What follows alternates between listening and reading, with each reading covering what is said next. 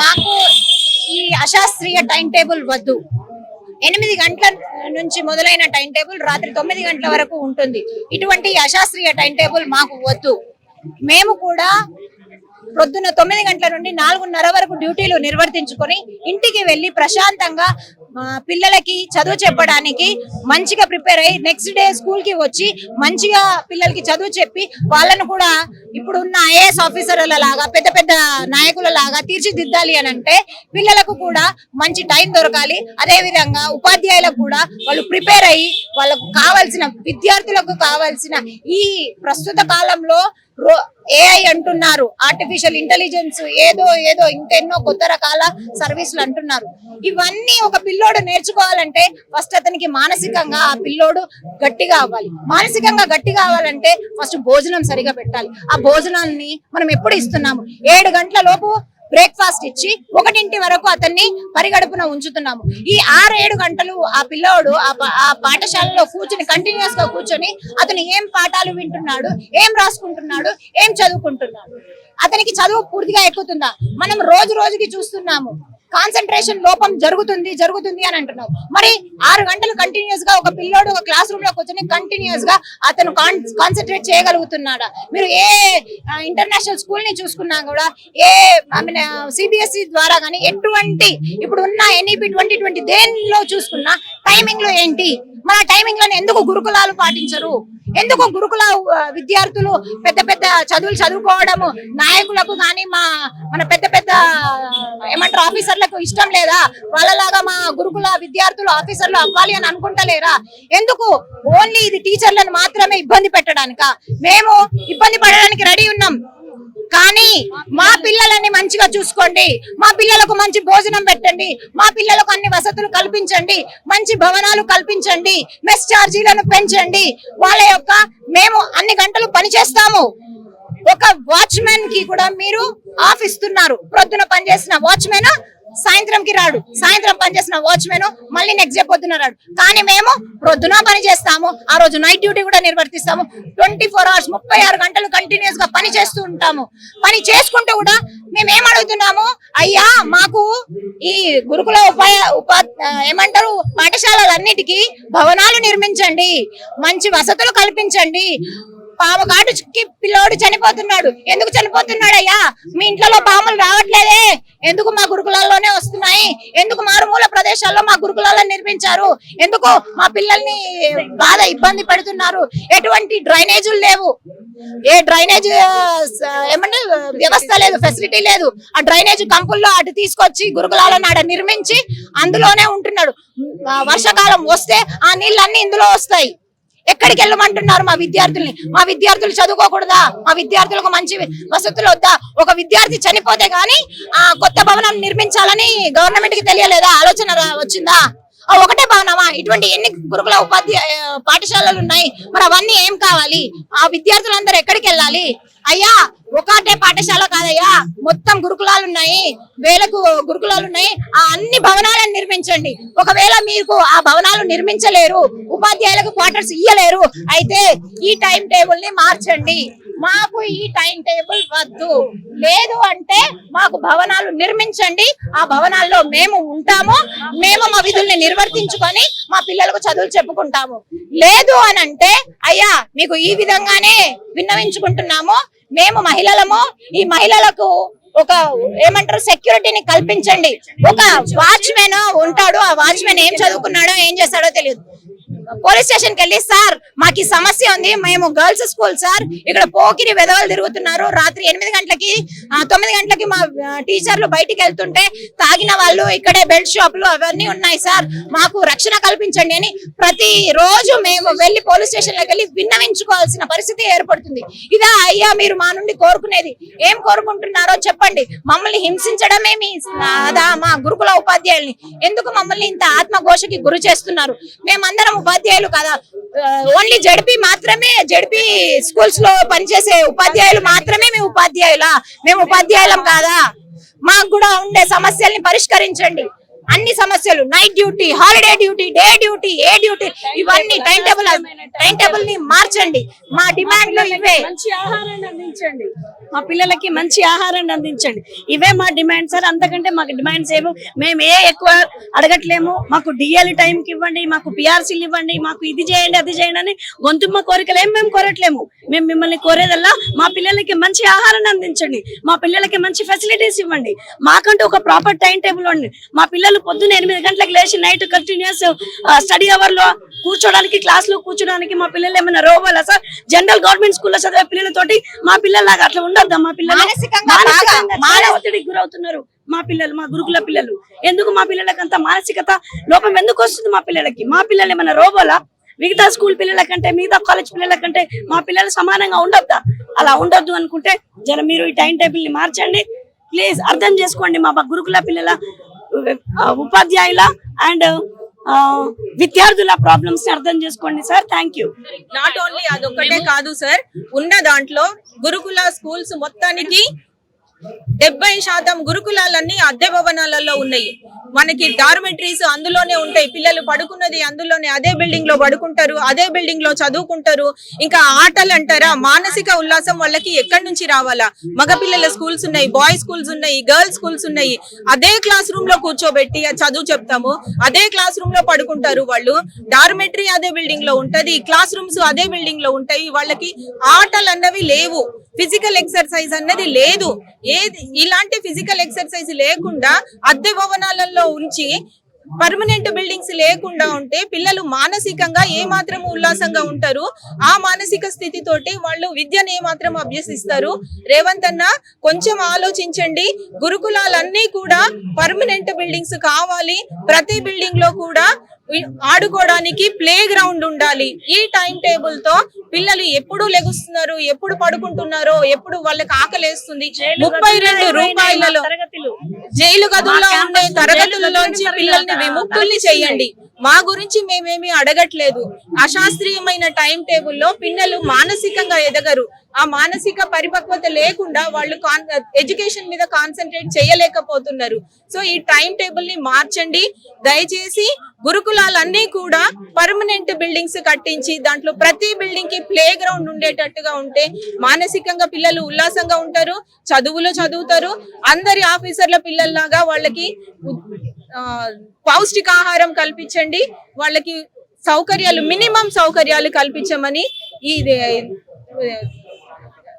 ఈ ఛానల్ తరపున కోరుకుంటున్నాం. సంవత్సరాల నుండి సాంఘిక సంక్షేమ గురుకులాల్లో పనిచేస్తున్నాం సార్. మమ్మల్ని పార్ట్ టైం గా తీసుకొని ఫుల్ టైం గా గురుకులాల్లో మమ్మల్ని ప్రభుత్వం ఫుల్ టైం గా వాడుకుంటుంది. సో మాది ఒకటే డిమాండ్, ఆ పార్ట్ టైం అనే పదాన్ని తొలగించి మమ్మల్ని ఫుల్ టైం గా వాడుకున్నందుకు ఉద్యోగ భద్రత, ఒప్పంద ఉపాధ్యాయులు మమ్మల్ని గుర్తించి మాకు ఉద్యోగ భద్రత కల్పించాలి. అలాగే ఎంటీఎస్ చేయాలని మా డిమాండ్ సార్. మేము నైట్ డ్యూటీ చేయడం జరుగుతుంది, సెల్ఫ్ స్టడీ చేయడం జరుగుతుంది, అలాగే సూపర్విజన్ డ్యూటీలు కూడా చేయడం జరుగుతుంది. ఇవన్నీ కూడా మేము పిల్లలకు అన్ని రకాలుగా న్యాయం చేస్తున్నాం సార్. సో మాది ఒకటే డిమాండ్ సార్, సమాన పనికి సమాన వేతనం కల్పించాలి సార్. గత 4 సంవత్సరాల నుంచి బీసీ గురుకులాల్లో టీజీటీ పీజీటీకి 30,000 శాలరీ ఇస్తున్నారు, జేఎల్స్ కి 36,000 శాలరీ ఇస్తున్నారు. అలాగే మైనార్టీ గురుకులాల్లో కూడా గత 4 సంవత్సరాల నుంచి పీజీటీ టీజీటీకి 30,000 శాలరీస్ ఇస్తున్నారు. మైనార్టీ గురుకులాల్లో ఈ 37 జేఎల్స్ కి ఇస్తున్నారు, 37,000 జేఎల్స్ కి ఇస్తున్నారు. సో మాకు మాత్రం మేము సాంఘిక సంక్షేమ గురుకులాలు మరియు ట్రైబల్ వెల్ఫేర్ లో పనిచేస్తున్న ఆ టీజీటీ పీజీటీ వాళ్ళకు 18,000 శాలరీ, అలాగే జేఎల్స్ కి 27,000 శాలరీ మాత్రమే ఇస్తున్నారు, 23,000 సార్. సో మేము కోరుకున్నది ఒకటే సార్, సమాన పనికి సమాన వేతనం కోరుకుంటున్నాం సార్. Thank you sir. గురుకులంలో పనిచేసేటువంటి part time teachers and lecturers association Telangana state. సమస్య ఏంటిదంటే సార్, మేము రెగ్యులర్ వారితో సమానంగా పనిచేస్తున్నప్పటికీ గత 20 సంవత్సరాల నుంచి మేము యాజ్ ఏ పార్ట్ టైం గా పనిచేస్తున్నాం. మాకు ఎలాంటి గుర్తింపు లేదు. కాబట్టి మాకు సమాన పనికి సమాన వేతనం ఇస్తూ మాకు టైం స్కేల్ నిర్ణయించి ఉద్యోగ భద్రత కల్పించాలనేటువంటి విధానాన్ని మేము తెలియజేస్తున్నాం. ఈ ప్రభుత్వం గత ప్రభుత్వం మమ్మల్ని చేస్తాని సిఆర్టీగా చేయలేకపోయింది. మరి ఈ ప్రభుత్వం మా ట్రైబల్ గురుకులంలో మరి ఇతర గురుకులాల్లో పనిచేసేటువంటి guest and part time full teachers and lecturers ని వారిని సిఆర్టీగా కన్వర్ట్ చేసి వారికి ఉద్యోగ భద్రత కల్పించి మినిమం టైం స్కేల్ ఇస్తూ సంవత్సరంలో 12 నెలల సాలరీస్ ఇవ్వాలని చేస్తున్నాం. అలాగే ఎవరైతే గెస్ట్ గానీ పార్ట్ టైం గానీ లెక్చరర్స్ అండ్ టీచర్స్ చనిపోతే వారికి 10 లక్షల ఎక్స్గ్రేస్ కూడా ఇవ్వాల్సిందిగా మనవి చేస్తున్నాము. కాబట్టి మరి ఈ ప్రభుత్వము గుర్తించి ఈ గురుకులాల్లో పనిచేసే guest and teachers and lecturers కి యొక్క సమస్యలను తీర్చి వారి యొక్క ఉద్యోగ భద్రత కల్పించి సమాన పనికి సమాన వేతనం ఇవ్వాలని మా యొక్క డిమాండ్ సార్. మరి ఆ డిమాండ్ ను నెరవేర్చాలని ప్రభుత్వానికి మా తరపున విన్నవించుకుంటున్నాం. సార్ ధన్యవాదాలు. మరి మేము గిరిజన గురుకులాల కళాశాల పాఠశాలలో part time teachers and lecturers గా పనిచేస్తున్నాం సార్. దాదాపుగా 20 సంవత్సరాల నుంచి పనిచేస్తున్నాం సార్. మరి మేము శ్రమ దోపిడీకి గురవుతున్నాము. పార్ట్ టైం అనే పేరుతోనే ఫుల్ టైం వర్క్ తీసుకుంటున్నారు. మరి శాశ్వత ఉద్యోగులతో సమానంగా మేము పనిచేస్తున్నాం సార్. అన్ని రకాల డ్యూటీలు చేస్తున్నాం సార్. నైట్ డ్యూటీ కానీ, డే డ్యూటీ కానీ, స్పెషల్ డ్యూటీస్ కానీ, హాలిడే డ్యూటీలు కానీ. మరి మాకు చెల్లించేటువంటి వేతనము టీజీడీ పీజీడీకి అయితే 18,000 ఇస్తున్నారు సార్. లెక్చరర్స్కి అయితే 23,400 ఇస్తున్నారు సార్. ఇది చాలా తక్కువ సార్. ఈ రోజు బయట వర్కర్ పనిచేసే వాళ్ళకు 1000 ఇస్తున్నారు సార్, స్కిల్డ్ వర్కర్ అని చెప్పేసి. మేము మరి పీజీలు, పిహెచ్డీలు, ఎంఫీలు, ఎంపీ ఇవన్నీ చేస్తూ సార్ చాలీ జీతాలతో మేము మరీ వెనుకబడినటువంటి గిరిజన ప్రాంతాల పిల్లలకు విద్యాబోధన చేస్తున్నాం సార్. గత 15-20 సంవత్సరాల నుంచి మేము పనిచేస్తూ మంచి ఫలితాలను సాధిస్తూ మరి విద్యార్థులకు అందుబాటులో ఉంటున్నాం సార్. మరి మా పరిస్థితిని అర్థం చేసుకోండి. మరి మేము దాదాపుగా ఏజ్ బార్ అయిపోయినాం సార్. మరి ఏ దానికి కూడా మరి మేము క్వాలిఫై అయినా కూడా మరి మాకు ఉద్యోగ భద్రత లేదు సార్. మేము కోరేది గొంతెమ్మ కోరికలు సార్. దయచేసి అర్థం చేసుకోండి. మాకు 12 నెలల జీతం ఇవ్వండి, లేదా మాకు పే స్కేల్ ఇస్తూ మరి ఉద్యోగ భద్రత కల్పించండి సార్. ఏదైతే ఇప్పుడు మేము ఏజ్ బార్ అయి ఉన్నాం సార్, రేపో బీపీలు, షుగర్లు ఇవన్నీ వస్తున్నాయి సార్. చనిపోతే కనీసం మాకు మా ఫ్యామిలీని కాపాడడానికి మరి ప్రభుత్వం తరఫున ఇన్ని రోజులు మేము సర్వీస్ చేసినందుకు ఒక 10 లక్షల ఆర్థిక సాయం ప్రకటిస్తే మరి మా కుటుంబం కానీ మా పిల్లలు కానీ మరి ప్రభుత్వాన్ని పేరు చెప్పుకొని బ్రతుకుతారు సార్. మరి ఇది సావధానంగా మా సమస్యను వింటూ ముఖ్యమంత్రి గారు కానీ, ఇటు బట్టి విక్రమార్క గారు ఉప ముఖ్యమంత్రి గారు మీరు దయచేసి మా మీద ఫోకస్ పెట్టండి సార్. మేము 6 నిమిషాలు కృషి చేస్తూ మరి గురుకులాల విద్యా వ్యవస్థలో ఒక ప్రత్యేకమైనటువంటి విధులు నిర్వర్తిస్తున్నాం సార్. దయచేసి మా సమస్యను అర్థం చేసుకోండి. గత టిఆర్ఎస్ ప్రభుత్వం మమ్మల్ని చేస్తా అని ఇంతవరకు ఏం చేయలేకపోయింది సార్. దయచేసి కాంగ్రెస్ ప్రభుత్వం మీరు వచ్చినందుకు మేము చాలా గర్వంగా ఫీల్ అవుతున్నాం. ఎందుకంటే మీ ప్రభుత్వంలోనే మా సమస్యలు పరిష్కారం అవుతాయనేటువంటి ఆశయం మాకు ఉంది సార్. మేము మీ ప్రభుత్వం వచ్చినందుకు చాలా హ్యాపీగానే ఉన్నాం. కానీ మరి మా సమస్యలు సావధానంగా వింటూ మరి మా సమస్యల పరిష్కారాన్ని కృషి చేస్తారని ఆశిస్తా ఉన్నాం సార్. మరి మేము ఈ ధారణ కార్యక్రమంలో పాల్గొనడానికి కారణం దశల వారీగా మా సమస్యలన్నీ చెప్పినాం సార్. 25 సమస్యలలో మాది 10వ అంశం sir. Part time and guest line teachers కు మరి కనీస వేతనం ఇవ్వాలి. మరి ఆ సమస్యను మీరు త్వరగా పరిష్కరిస్తారని, మరి మా కుటుంబాలని మమ్మల్ని ఆదుకుంటారని మరి మీకు సవినయంగా మనవి చేస్తున్నాం సార్. ధన్యవాదాలు. మా సమస్యను పరిష్కరించాలని కోరుతున్నాం సార్. మరి మీడియా వాళ్ళకు కూడా ధన్యవాదాలు తెలియజేస్తున్నాం. ఎందుకంటే ఈ రోజు ప్రజాస్వామ్యం సక్సెస్ కావాలంటే ఫ్రీడమ్ అయిన ప్రెస్ ఫ్రీడమ్ అంటాం. మరి పత్రికలు మీ ద్వారానే మా సమస్యను ప్రభుత్వానికి తీసుకువెళ్తారని ఆ మీడియా మిత్రులకు మేము కూడా ఈ విధంగా విన్నవించుకుంటున్నాం సార్. దయచేసి మా సమస్యను మరి మీ బ్రదర్ గాను సిస్టర్ గాను మరి మా సమస్యను ప్రభుత్వానికి కృతజ్ఞత భావంతో విన్నవించాలని కోరుకుంటున్నాం సార్. దయచేసి మీరు చేస్తారని ఆశిస్తూ మరి కొత్తగా వచ్చే సంవత్సరం మంచి భవిష్యత్తులో మరి హ్యాపీగా ఉండాలని మరి మమ్మల్ని దీవించండి సార్. దయచేసి ఈ సమస్యను పరిష్కరించాలని తెలియజేస్తున్నాం. ధన్యవాదాలు. Thank you. నిర్వహించుకుంటున్నారు. అదే విధంగా తెలంగాణ ప్రాంతంలో ఉన్నటువంటి ఏవైతే గురుకులాల్లో అనేక సమస్యలతోటి ఈరోజు సతమతమవుతున్నటువంటి పరిస్థితి కొనసాగుతా ఉంది. ఈ రోజు సమయ పాలనను మార్చి ఈ విద్యార్థులను అదే విధంగా టీచర్లను ఇబ్బంది పెడుతున్నటువంటి పరిస్థితి ఈ యొక్క తెలంగాణ రాష్ట్రంలో కొనసాగుతా ఉంది. కాబట్టి పీడీఎస్యు తెలంగాణ రాష్ట్ర కార్యవర్గం పక్షాన డిమాండ్ చేస్తున్నాం. ఏంటంటే ఇంతకుముందు యథావిధిగా ఏదైతే సమయపాలన ఉందో అదే సమయపాలన కొనసాగించాలని చెప్పేసి కూడా ఈ సందర్భంగా మేము డిమాండ్ చేస్తా ఉన్నాం. అదే విధంగా ఈ రోజు ప్రధానంగా కాంట్రాక్ట్ లెక్చరర్స్, కాంట్రాక్ట్ టీచర్స్ ఈ గురుకులాల్లో కొనసాగిస్తా ఉన్నారు. వాళ్ళని ఈ రోజు కొవ్వొత్తుల కరగ తీసుకుంటూ వాళ్ళకు అనేక రకాలుగా ఇబ్బందులు పెడుతూ అనేక విధంగా పని ఒత్తిడి గురి చేసినటువంటి పరిస్థితి కొనసాగుతా ఉంది. కాబట్టి వీరికి తగినటువంటి జీతాన్ని కూడా ఇవ్వకుండా ప్రభుత్వం కాలయాపన చేస్తా ఉన్నది. అదే మీ సందర్భంగా మేము డిమాండ్ చేస్తున్నాం, ఎవరైతే కాంట్రాక్ట్ అవుట్ సోర్సింగ్ టీచర్స్ ఉన్నారో వాళ్ళకి సమాన పనికి సమాన వేతనం లెక్క వాళ్ళకి తగినటువంటి జీతాన్ని విధించాలని చెప్పేసి డిమాండ్ చేస్తా ఉన్నాం.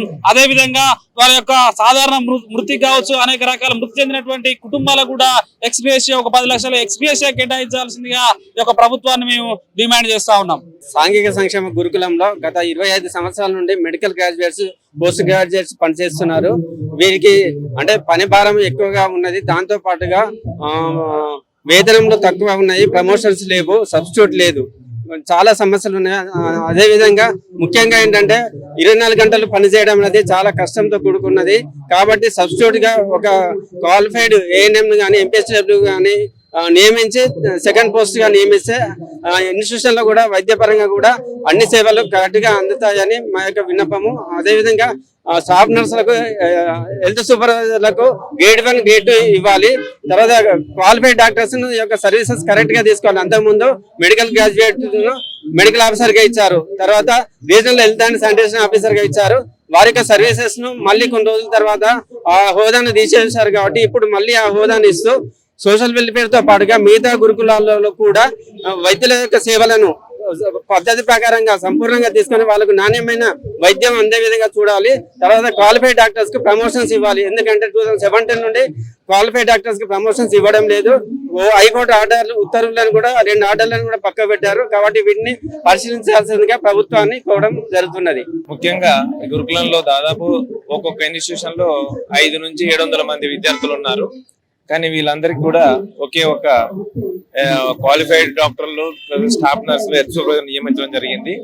కానీ దీంట్లో 600 మంది అంటే ఒక విలేజ్ తో సమానం. ఆ ఒక్కరు 24 గంటలు చేయాలంటే చాలా ఇబ్బంది పడుతున్నారు. అవును, దయచేసి మేము ప్రభుత్వాన్ని కోరేది ఏంటంటే ఇంకొక క్వాలిఫైడ్ మన జిఎన్ఎంను కానీ ఏఎన్ఎంను కానీ ఇచ్చినట్లయితే పిల్లలకి ఇంకా మరింత మంచి ఉత్తమమైనటువంటి వాళ్ళకి మేము వైద్య సేవలు చేయడానికి అవకాశం ఉంటుంది. అదేవిధంగా ఎవరైతే క్వాలిఫైడ్ డాక్టర్స్ ఉన్నారో ఈ గురుకులాలలో వాళ్లకు ప్రమోషన్ ఛానల్ కల్పించాలి. ఏ విధంగా అంటే ఎట్లయితే గురుకులాలలో పీడీ గ్రేడ్ 1, గ్రేడ్ 2 ఉన్నాయో అదే విధంగా మాకు కూడా కల్పించాలని మేము విజ్ఞప్తి చేస్తున్నాము. అదే విధంగా మా యొక్క మెడికల్ గ్రాడ్యుయేట్ కు మెడికల్ ఆఫీసర్ హోదా డిజిగ్నేషన్ కూడా ఇవ్వాలని మేము ప్రభుత్వాన్ని విజ్ఞప్తి చేస్తున్నాము. Thank you.